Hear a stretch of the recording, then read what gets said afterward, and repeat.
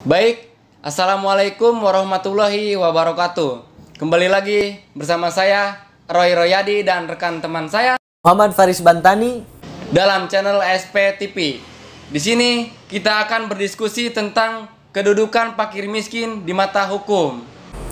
Sebelumnya kita mengucapkan selamat hari ulang tahun Lebak yang ke-193. Semoga Lebak bisa terus maju, bisa terus berkembang dari segi perekonomian ataupun dari segi prestasi pendidikan.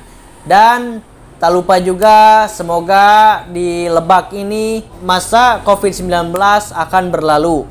Nah, sebelum masuk ke video materi yang akan kami bahas, silakan terlebih dahulu untuk melakukan like, comment, and subscribe demi berkembangnya channel SP TV ini. Namun sebelum masuk ke video selanjutnya, silakan simak video yang satu ini.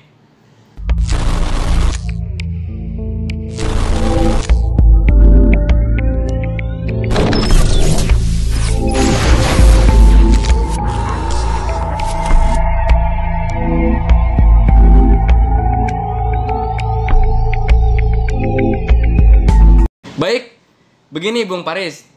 Di masa pandemi ini semakin banyak atau maraknya saudara-saudara kita yang turun ke jalan mencari sesuap nasi untuk menafkahi keluarganya atau untuk diri sendiri. Selain itu, tidak hanya orang dewasa saja, remaja bahkan seorang anak di bawah umur mencari sesuap nasi di jalanan. Nah, di sini saya mewakili pertanyaan yang masuk ke dalam channel kita ini. Pertanyaannya yaitu ada 4 poin nih.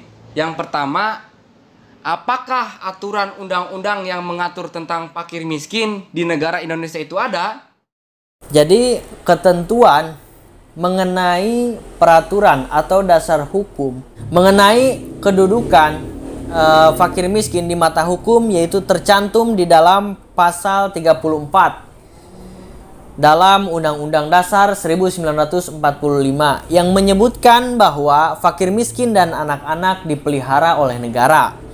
Jadi kita pun turut prihatin melihat kondisi masyarakat yang terdampak COVID-19 sehingga banyak masyarakat yang mengalami kesulitan dalam ekonomi ataupun finansial. Maraknya pengemis atau gelandangan yang ada. Ini menjadi perhatian penting untuk kita bersama sebagai pengetahuan atau edukasi bagi masyarakat tentang kedudukan fakir miskin di mata hukum. Jadi di dalam pasal 34 ayat 2 menjelaskan bahwa negara mengembangkan sistem jaminan sosial bagi seluruh rakyat dan memberdayakan masyarakat yang lemah dan tidak mampu sesuai dengan martabat kemanusiaan. Jadi seharusnya negara itu memfasilitasi para fakir miskin, terutama bagi anak di bawah umur, yaitu fasilitas pendidikan ataupun fasilitas ekonomi. Nah, teman-teman, itu yang tadi yang Bung Paris jelaskan, itu pertanyaan poin yang pertama. Nah, sekarang kita lanjut. Selain itu, semakin meningkatnya kualitas pendidikan untuk melamar kerja, sedangkan realitanya bagaimana? Nasib bagi muda-mudi termasuk seorang anak di bawah umur yang tidak mendapatkan pendidikan karena terhalang oleh perekonomian. Jadi, dasar hukumnya mengenai pendidikan yaitu tercantum di dalam pasal 31 yang menyebutkan, pasal 31 ayat 1 menyebutkan bahwa setiap warga negara berhak mendapatkan pendidikan. Ayat 2, setiap warga negara wajib mengikuti pendidikan dasar, pemerintah wajib membiayai.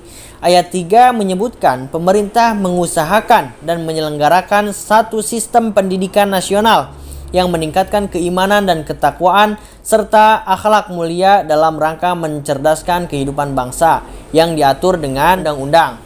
Jadi seharusnya pemerintah memberikan bantuan kepada fakir miskin agar fakir miskin yang mempunyai anak bisa tetap bersekolah, mendapatkan pendidikan agar mereka bisa melangsungkan kehidupannya.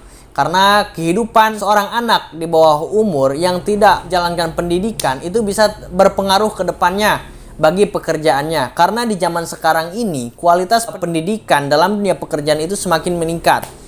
Jadi kita perlu memperhatikan kondisi fakir miskin yang mempunyai anak yang tidak bersekolah. Seperti itu. Nah, itulah jawaban dari poin yang kedua. Sekarang kita akan masuk pertanyaan poin yang ketiga. Negara kita kan mayoritasnya beragama Islam. Nah, adakah di dalam hukum Islam mengatur tentang fakir miskin? Jadi dalam Al-Qur'an, kita sebagai umat Islam diatur mengenai kita peduli terhadap fakir miskin. Yaitu dalam yang pertama, dalam surat Al-Isra ayat 26. Baik, akan saya bacakan. A'udzu billahi minasyaitonir rajim. Bismillahirrahmanirrahim. Wa ati dzal qurba haqqahu wal miskina wa ibnas sabil wa la tubadzir tabdzira. Yang artinya, dan berikanlah haknya kepada kerabat dekat, juga kepada orang miskin dan orang dalam perjalanan, dan janganlah kamu menghambur-hamburkan hartamu secara boros. Selain itu, disebutkan juga dalam surat Az-Zariyat ayat 19. A'udzu billahi minasyaitonir rajim. Bismillahirrahmanirrahim. Wa fi amwalihim haqqul lis-sa'ili wal mahrum. Shadaqallahul azim. Yang artinya, dan pada harta benda mereka ada hak orang miskin yang meminta dan orang miskin yang tidak meminta. Jadi intinya, di dalam harta kita ada hak fakir miskin.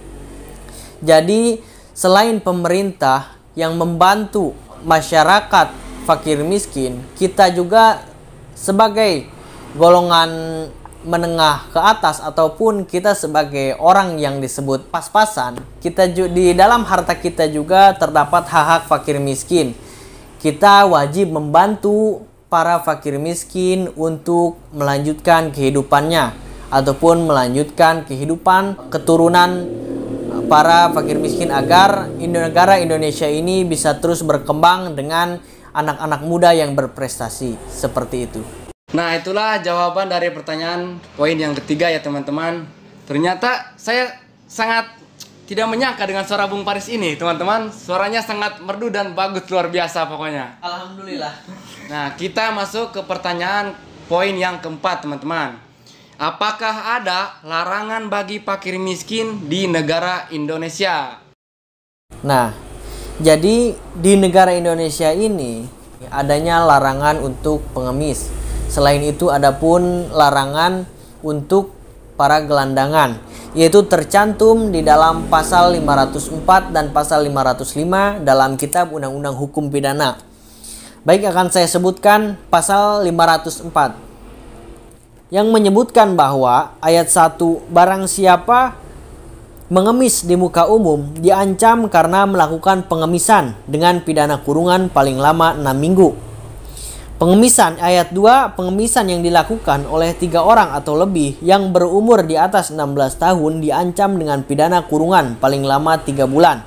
Pasal 505 menyebutkan bahwa ayat 1, barang siapa bergelandang tanpa pencarian diancam karena melakukan pergelandangan dengan pidana kurungan paling lama 3 bulan. Ayat 2 menyebutkan pergelandangan yang dilakukan oleh 3 orang atau lebih yang berumur di atas 16 tahun diancam dengan pidana kurungan paling lama 6 bulan.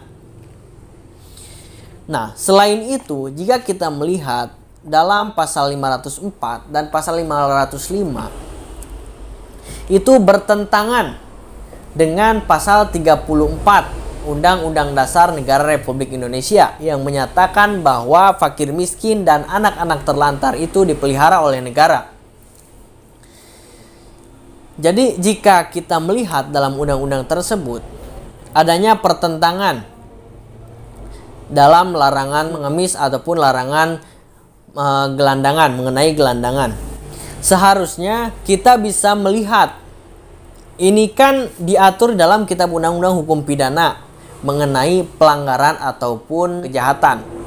Jadi saya tidak setuju sebagaimana bunyi pasal 504 dan 505. Jika para pengemis tidak melakukan pemaksaan ataupun tidak melakukan pelanggaran ancaman, maka tidak termasuk ke dalam pasal 54 kalau menurut saya. Kalau memang adanya pemaksaan ataupun adanya ancaman ketika pengemis itu meminta-minta, barulah bisa dikenakan sanksi sebagaimana yang tadi disebutkan itu. Sanksi pidananya itu kurungan paling lama 6 minggu. Selain itu, bagi orang yang gelandangan yang tidak mempunyai rumah, jika mereka tidak melakukan kriminal ataupun mereka tidak melakukan pelanggaran lain, kalau menurut saya tidak bisa dikenai sanksi sebagaimana yang tercantum di dalam 505, yaitu dengan pidana kurungan paling lama 3 bulan. Kalau memang gelandangan itu melakukan kriminal ataupun melakukan pelanggaran lain, barulah bisa dikenakan sanksi pidana yang tercantum dalam 505. Mungkin seperti itu.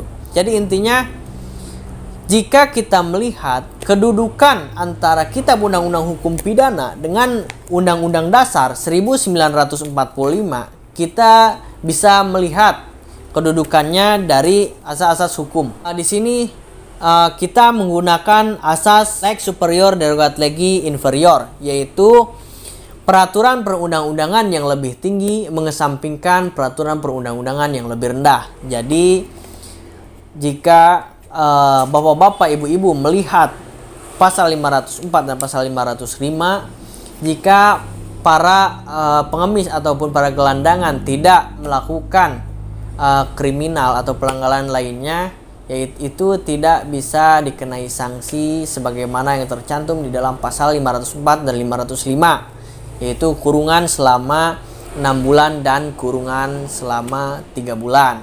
Seperti itu. Oke teman-teman, itulah jawaban dari pertanyaan dari 4 poin tersebut. Cukup menarik sekali ya. Bung Paris ini menjelaskan dengan secara detail-detailnya.